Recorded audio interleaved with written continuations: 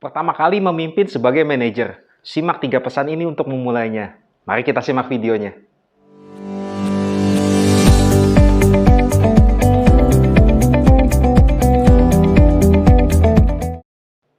Pertama-tama, saya ucapkan selamat bagi Anda yang mungkin saat ini diangkat menjadi seorang manajer, atau minimal Anda sedang mempersiapkan diri untuk memimpin sebuah tim. Nah, cocok sekali buat kita untuk menyaksikan video ini dari awal sampai akhir, agar nanti dapat menjadi bekal kita untuk membawa diri pada peran yang baru. Selamat! Salah satu dari banyak pelajaran yang ditanamkan para orang tua kulit hitam di Amerika kepada anak-anak mereka adalah untuk berhasil, anak-anak harus 2 kali lebih baik dari teman sebayanya, 2 kali lebih pintar, dan 2 kali lebih berbakat. Nasihat ini tertanam dalam segala hal, mulai dari sastra hingga budaya musik pop. Meskipun termasuk di antara yang paling berpendidikan dan produktif, pekerja kulit hitam dan pekerja lain dari komunitas yang terpinggirkan selalu terwakili dalam pekerjaan berupa rendah, pekerja tingkat pemula, dan kurang terwakili dalam peran kepemimpinan dan eksekutif senior. Meskipun ada penelitian tentang the glass ceiling teori atau lebih dikenal dengan teori langit-langit kaca, istilah langit-langit kaca mengacu pada penghalang sosial yang dihadapi banyak wanita untuk dipromosikan ke posisi puncak dalam manajemen. Kemudian, istilah ini diperluas untuk memasukkan diskriminasi terhadap minoritas. Meskipun pembicaraan tentang penelitian tentang glass ceiling serta cara memecahkannya, ada juga istilah yang relatif sama dan sedikit dibicarakan, yaitu the concrete wall atau dinding beton, yaitu serangkaian rintangan yang diistilahkan dengan BIPOC. BIPOC adalah kepanjangan dari black atau berkulit hitam, indigenous atau asli, dalam hal ini adalah penduduk asli, dan people of color atau orang-orang dengan kulit berwarna, terutama juga wanita dalam memperjuangkan posisi di tingkatan yang lebih tinggi. Dinding beton, menurut Ella L.J. Bell-Smith, seorang profesor ilmu manajemen di Tuck School of Business, akan membatasi kemampuan seseorang untuk belajar dan memahami apa yang terjadi di sisi lain seperti budaya, perilaku, ekspektasi, dan aturan-aturan. Anda tidak dapat memainkan peran yang baru jika Anda tidak tahu apa yang terjadi di sisi lain dan tidak ada yang memberitahu. Atau bisa juga jika seseorang terus merubah peraturan tanpa kita sadari. Jadi apa yang terjadi ketika Anda pertama kali diangkat untuk menduduki posisi manajerial dan akhirnya harus menghancurkan tembok beton tersebut? Kayla Lester, seorang ahli strategi kreatif, membagikan pengalamannya tentang 3 pelajaran yang dia alami selama beberapa tahun menjadi manajer pemula. Pelajaran tersebut antara lain, yang pertama adalah, mulailah dari dalam. Keyakinan adalah landasan kepemimpinan. Pemimpin yang memiliki keyakinan akan menciptakan lingkungan dengan kepastian untuk semua orang. Ketika seorang pemimpin yakin bahwa dia bisa melakukan hal yang terbaik, maka tanpa sadar semua orang di sekitarnya akan ikut menyerap keyakinan ini dan akan mempengaruhi keadaan emosional mereka, sehingga orang-orang di sekitarnya menjadi lebih tenang, serta membiarkan mereka dapat lebih berkonsentrasi terhadap apa yang perlu dilakukan. Waktu orang-orang merasa aman terhadap masa depan mereka, mereka akan merasa lebih bahagia dan menghasilkan kualitas kerja yang lebih baik. Karena yakin adalah landasan kepemimpinan.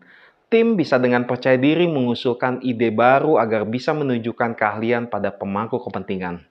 Orang-orang tidak akan terlibat dengan Anda ketika Anda mengatakan meeting, kecuali mereka bercita-cita untuk menjadi bagian dari sesuatu yang besar. Saat menetapkan ekspektasi dan feedback, tidak akan ada yang mau mendengar pemimpin bila pemimpinnya sendiri tidak yakin dengan dirinya. Serta masih banyak lagi list aktivitas yang perlu Anda lakukan berlandaskan pada keyakinan dari dalam.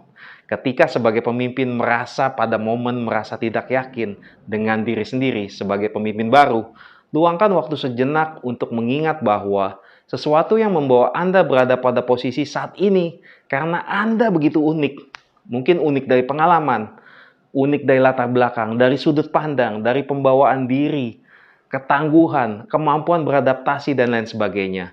Mungkin dahulu kita berpikir bahwa ketika memulai peran sebagai manajer yang sukses adalah dengan mengubah penampilan, perilaku, atau ucapan agar sesuai dengan kelompok mayoritas. Ternyata itu hanya dari luar saja.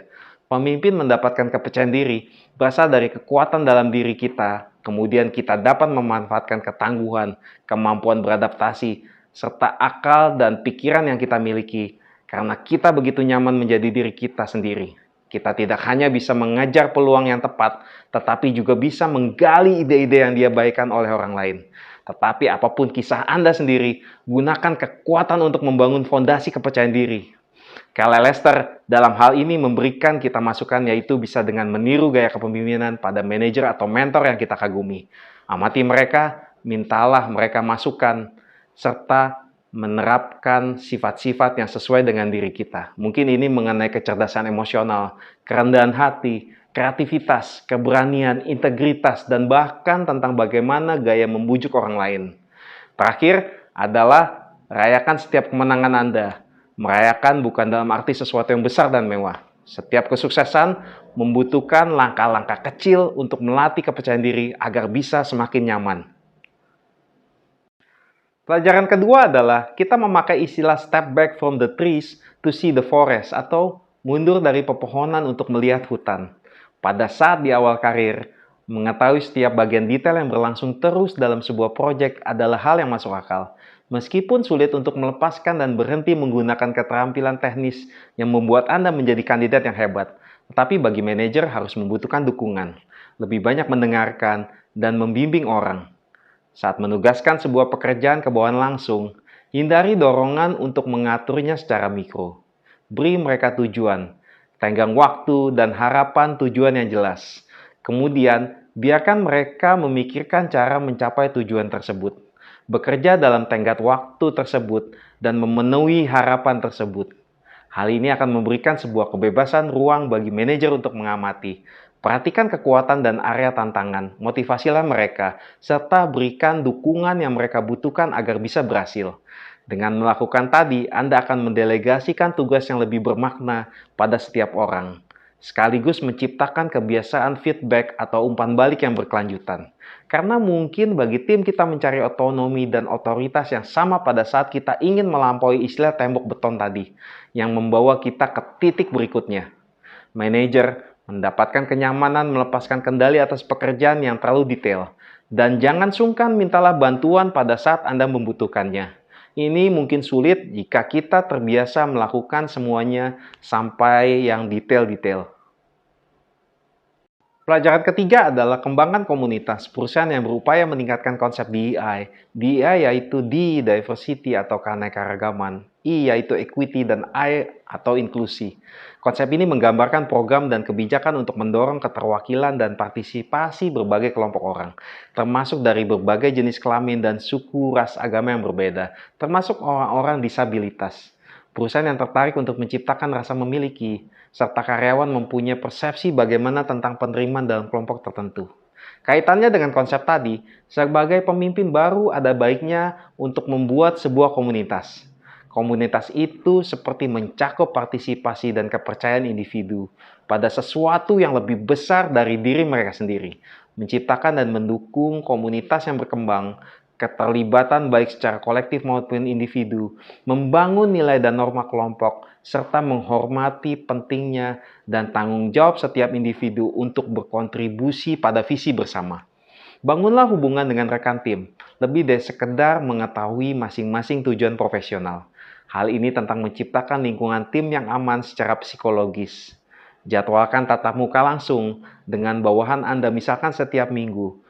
Gunakan sebagian dari waktu ini untuk lebih memahami kehidupan pribadi mereka mempengaruhi kehidupan kerja. Di sini bukanlah kita harus menghabiskan setengah jam untuk mendiskusikan kehidupan sosial pemimpin, melainkan orang-orang di dalam tim sehingga mereka merasa dilihat, dihargai, dan didengar sebagai manusia, bukan hanya sebagai pekerja. Misalkan bertanya soal berapa banyak anak yang dimiliki saat ini, bagaimana keseimbangan kehidupan kerja mereka, apakah saat ini pekerjaan mereka memiliki nilai? Apakah mereka paham tentang bagaimana tugas mereka itu berkontribusi besar pada organisasi? Film-film dan buku yang mereka rekomendasikan. Hal ini dapat menunjukkan Anda peduli dengan selera dan minat mereka, serta membantu membangun atmosfer tim yang inklusif. Bagi saya, istilah manajer dan pemimpin sudah tidak bisa dipisahkan lagi. Dahulu mungkin ada perkataan bahwa pemimpin seperti melihat cakrawala. Manajer memperhatikan garis di bawahnya, atau pemimpin memiliki pandangan jangka panjang. Manajer memiliki pandangan jangka pendek. Ini semua menunjukkan bahwa pemimpin dan manajer adalah orang-orang yang berbeda. Saya rasa pandangan ini agak sesat. Sebaliknya, semua orang dari eksekutif sampai karyawan dapat memimpin dan mengatur pada saat yang tepat. Individu seharusnya perlu menyeimbangkan kedua keterampilan, menganggapnya sebagai kata kerja yaitu memimpin dan mengelola, dan bukan sebagai kata benda yaitu pemimpin dan manajer. Mencapai keseimbangan ini adalah hal terpenting yang dapat dilakukan di dalam organisasi. Sekali lagi, saya ucapkan selamat atas peran baru Anda. Dengan mendobrak halangan tembok beton tadi, Anda akan berhasil melewati tantangan yang besar yang diturunkan dari generasi kepemimpinan sebelumnya. Terima kasih dan nantikan video-video selanjutnya dari Si Cerdik TV. Semangat!